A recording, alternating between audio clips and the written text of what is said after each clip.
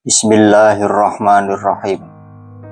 Seorang guru mursyid yang mulia telah memberikan fatwa yang sangat berharga tentang buah yang dapat diperoleh dari hasil pelaksanaan mujahadah dan riyadhah di jalan Allah. Beliau menjelaskan bahwa hati seorang hamba yang melaksanakan mujahadah dan riyadhah dengan sungguh-sungguh akan mendapatkan futuh dari Allah, yaitu terbukanya mata hati untuk menerima hidayah azaliyah. Futuh ini merupakan awal dari perjalanan spiritual yang akan membawa seorang hamba kepada ma'rifatullah dan mencintainya. Tahapan futuh ini terdiri dari 7 tahap yang harus dilalui oleh seorang salik, yaitu orang yang berjalan di jalan Allah atau berthariqah untuk mencapai wusul kepada Allah Subhanahu wa ta'ala.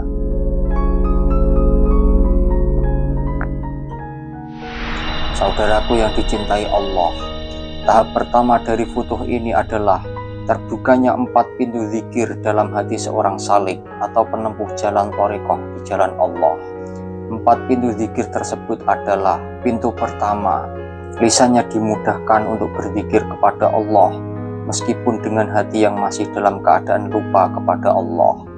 Ini merupakan awal dari perjalanan spiritual di mana seorang hamba masih dalam proses pembersihan hati dan belum sepenuhnya fokus kepada Allah Subhanahu wa ta'ala. Pintu yang kedua adalah lisannya berzikir dengan hati yang sudah mulai ingat. Pada tahap ini, seorang hamba mulai merasakan kehadiran Allah dalam hatinya dan dapat berzikir dengan lebih khusyuk.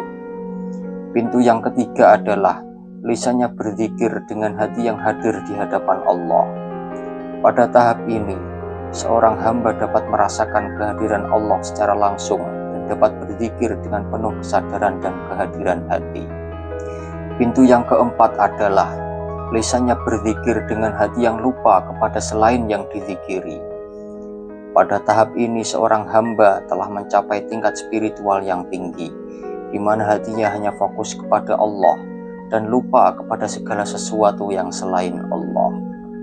4 tahap ini merupakan proses awal pembersihan hati dan peningkatan kesadaran spiritual yang harus dilalui oleh seorang salik untuk mencapai wusul kepada Allah Ta'ala. Setelah melewati tahap-tahap ini, seorang hamba dapat merasakan kenikmatan berzikir dan bermujalasah atau bersimpuh di hadapan Allah Subhanahu wa Ta'ala, seperti orang yang sedang kasmaran duduk di sisi kekasihnya. Pada tahap ini, zikir yang dilakukan tidak lagi menjadi beban hidup yang harus ditanggung, tetapi malah menjadi kebutuhan yang sudah tidak dapat ditinggalkan. Seorang hamba telah mencapai tingkat spiritual yang tinggi, di mana mata hatinya dapat bermusyahadah kepada Allah dan melihat keelokan qadha dan qadarnya. Dengan demikian, seorang hamba dapat mencapai ma'rifatullah dan mencintainya dengan sebenar-benarnya. Perjalanan spiritual ini memerlukan kesungguhan dan ketekunan, namun hasilnya sangatlah berharga dan dapat membawa seorang hamba kepada kebahagiaan dan kedamaian yang hakiki. Saudaraku yang dirahmati Allah, tahap kedua dari futuh adalah ketika seorang salik sudah dapat merasakan kenikmatan berzikir, maka dibuka baginya pintu kedekatan dengan Allah Subhanahu wa ta'ala. Dengan terbukanya pintu kedekatan ini, maka dimanapun ia berada, seorang salik akan merasa berada di sisi Allah, selalu merasa dalam perlindungan Allah, selalu merasa dalam pemeliharaan dan pertolongan Allah Subhanahu wa ta'ala. Kenikmatan-kenikmatan hidup yang selama ini terhijab oleh ketamaan hati dan pengakuan hawa nafsu, setelah mata hati itu menjadi cemerlang, anugerah-anugerah ilahi itu menjadi tampak terang di pelupuk mata. Dengan itu, menjadikan hatinya merasa malu kepada Allah Subhanahu wa ta'ala, betapa selama ini ia belum pernah mensyukurinya. Hasilnya, sejak itu hidupnya menjadi penuh kenikmatan dan kedamaian, tidak merasa ada kurang suatu apapun lagi, sehingga mampu menerbitkan rasa syukur yang sesungguhnya. Setelah kesyukuran itu mampu menjiwai perilaku dan karakter kehidupannya, maka Allah akan menurunkan tambahan kenikmatan lagi, sehingga di dalam menempuh kehidupan selanjutnya, mereka tidak merasa takut dan khawatir lagi untuk selama-lamanya.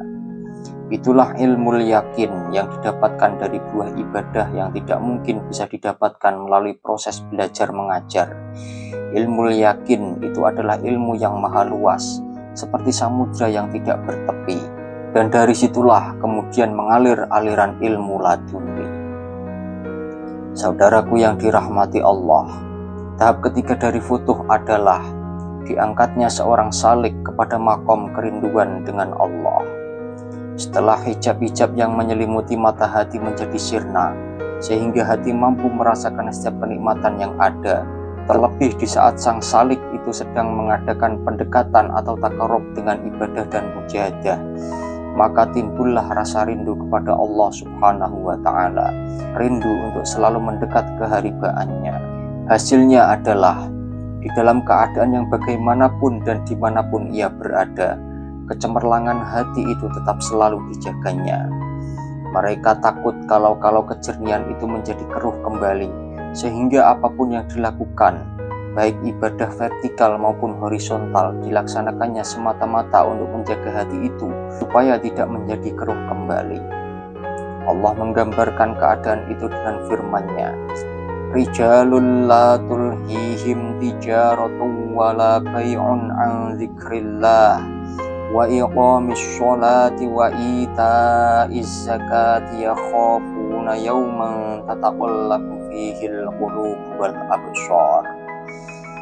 Laki-laki yang tidak dilalaikan oleh perniagaan dan tidak pula oleh jual beli dari mengingat Allah dan dari mendirikan sembahyang dan dari membayarkan zakat, mereka takut kepada suatu hari yang pada hari itu hati dan penglihatan menjadi goncang. Al-Quran Surat An-Nur 37. Saudaraku yang dirahmati Allah, tahap keempat dari futuh adalah seorang salik didudukkan di atas kursi-kursi ketauhidan. Hatinya mampu bertauhid kepada Allah Subhanahu wa Ta'ala, yaitu mengakui keesaan dan kekuasaannya. Saudaraku, terdapat 4 tahap pintu tauhid yang harus dilalui oleh seorang salik pada tahap ini. Yang pertama adalah tauhidul qasdi, yaitu bertauhid di dalam tujuan. Maksudnya adalah memahami bahwa segala tujuan dan niat harus hanya untuk Allah Subhanahu wa Ta'ala. Yang kedua adalah tauhidul fi'li, bertauhid di dalam perbuatan, yaitu memahami bahwa segala perbuatan dan amal harus hanya untuk Allah Subhanahu wa Ta'ala. Yang ketiga, tauhidul milki, yaitu bertauhid di dalam kepemilikan. Maksudnya adalah memahami bahwa segala sesuatu yang dimiliki adalah milik Allah Subhanahu wa Ta'ala. Yang keempat, tauhidul wujud, bertauhid di dalam kejadian, yaitu memahami bahwa segala sesuatu yang ada di alam semesta ini adalah ciptaan Allah Subhanahu wa Ta'ala.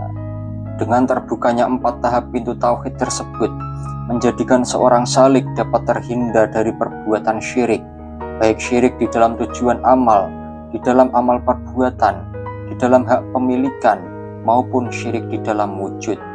Dengan itu, menjadikan seorang salik itu mampu tidak takut dan tidak berharap lagi kecuali hanya kepada Allah Subhanahu wa Ta'ala. Namun perlu kita ingat bahwa kekuatan akidah yang sebenarnya tidak cukup hanya dibangun dengan penguasaan ilmu pengetahuan saja, namun juga harus dengan pelaksanaan amal ibadah dengan istiqomah. Banyak orang yang hanya mengerti tentang tauhid secara teori, namun tidak mendapatkan kekuatan tauhid yang dibangun melalui zikir dan wirid yang istiqomah. Akibatnya adalah tauhid itu seringkali hanya dominan dilahirkan dengan ucapan di bibir saja, bahkan malah hanya diaktualisasikan dengan mensyirikkan dan membid'ahkan orang lain. Saudaraku yang dirahmati Allah, tahap kelima dari futuh adalah setelah tauhid yang ada di dalam hati sang salik semakin mapan, hijab-hijab hatinya diangkat dan dimasukkan ke dalam pintu wahdaniyat. Kekuatan suluk mampu diaktualisasikan dalam pelaksanaan zikir dan wirid istiqomah yang didasari tauhid hakiki, menjadikan hati seorang hamba fana di hadapan Allah Subhanahu wa Ta'ala, seperti segelas air susu. Ketika dituangkan di tengah samudra, maka air campur susu itu seketika menjadi air samudra.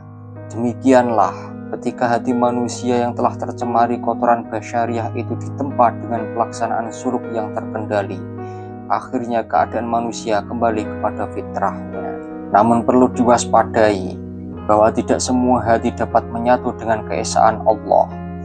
Hati yang tidak memiliki kesamaan dengan keesaan Allah tidak dapat menyatu dengannya, seperti air dan minyak yang tidak dapat bersatu selama-lamanya. Demikian juga hati orang beriman dan hati orang kafir. Tahap keenam dari futuh, setelah yang asalnya berbeda itu mampu kembali ke asalnya, kembali ke haribaan Allah di dalam alam fana. Selanjutnya dibuka penutup-penutup keagungan dan kebesaran Allah yang selama ini menutupi sorot mata hatinya. Ketika mata hati seorang hamba yang tembus pandang itu selalu melihat keagungan dan kebesaran Allah, maka jadilah hati itu menjadi fana dengan dirinya sendiri. Tahap ketujuh dari futuh adalah Allah akan memberikan penjagaan dan pemeliharaan secara berkesinambungan kepadanya. Adapun pertama kali penjagaan dan pemeliharaan yang akan diberikan kepadanya ialah mereka akan dijaga dan dipelihara dari pengakuan nafsunya sendiri. Dengan penjagaan itu, maka jadilah ia sebagai seorang yang mendapatkan walayah atau waliullah. 7 tahapan futuh tersebut merupakan tahapan terbukanya mata hati seorang hamba untuk dapat bermusyahadah dan bermakrifat kepada Allah Subhanahu wa Ta'ala. Tahapan-tahapan itu harus dicapai oleh seorang salik melalui suluk yang dibimbing oleh seorang guru mursyid. Ketahuilah, jika jalan ibadah itu tidak ada yang membimbing, maka pembimbingnya adalah syaitan atau jin. Sehingga amal ibadah itu bukan menghasilkan ma'rifatullah atau ilmu laduni, tetapi boleh jadi kelebihan-kelebihan pribadi yang sifatnya duniawi, sehingga malah mendorong manusia terperangkap kepada tipu daya syaitan atau jin yang terkutuk. Akibatnya, hasil akhir mujahadah dan riyadhah yang dilakukan itu hanya menjadikan para salik menjadi dukun atau paranormal yang cenderung berbuat syirik, berbuat sombong, berbuat takabur karena merasa mempunyai kelebihan yang melebihi orang lain. Oleh karena itu, tidak cukup hanya ilmu saja yang didapatkan dari membaca buku atau kitab. Kemudian orang itu berangkat untuk berjalan di jalan Allah dalam rangka mengamalkan ilmu tersebut. Ilmu tersebut harus terlebih dahulu digurukan kepada guru yang ahli dengan bimbingan seorang guru yang mursyid. Ilmu yang sudah dikuasai itu baru dipraktekkan dalam pelaksanaan mujahadah dan riyadhah di jalan Allah. Sebab yang harus diilmui dengan ilmu itu terlebih dahulu adalah hatinya sendiri, supaya hati itu terbebas dari kotoran karakter basyariah yang dapat menyesatkan jalan ibadah. Dengan demikian, seorang hamba dapat mencapai makom yang tinggi dan merasakan kedekatan dengan Allah Subhanahu wa Ta'ala. Syekh Abdul Qadir Al-Jailani radhiyallahu anhu berkata, seseorang tidak akan dibuka hatinya kecuali bagi mereka yang telah bersih dari pengakuan nafsu dan kemauan syahwatnya. Maka ketika ada seorang salik yang teledor untuk menyucikan jiwanya, ia akan diuji oleh Allah dengan sakit sebagai kafarat dan pensucian terhadap jiwanya, sadar maupun tidak, supaya dia pantas untuk bermujalasah di hadapan Allah Subhanahu wa Ta'ala. Wallahu a'lam bishawab.